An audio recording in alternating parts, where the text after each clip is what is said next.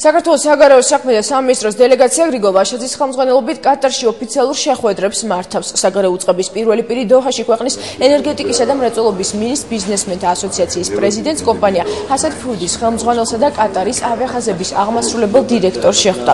საუბარი ეკონომიკის სფეროში თანამშრომლობას შეეხო, განიხილეს ენერგო და ბიზნეს პროექტებთან დაკავშირებული საკითხები, საქართველოში კატარული ინვესტიციების დაბანდების პერსპექტივები.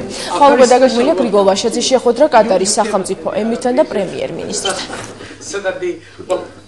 ვილაპარაკეთ იმ გეგმებზე, იმ კონკრეტულ გეგმებზე, რაც განხორციელდება კატარის უმსხვილეს კომპანიებს და უწყებებს და საქართველოს შორის. პრინციპული მოლაპარაკება იმაზე, კერძოდ რა სფეროებში განხორციელდება ინვესტიციები, ეს მოლაპარაკებები უკვე დასრულების პირას არის მისული.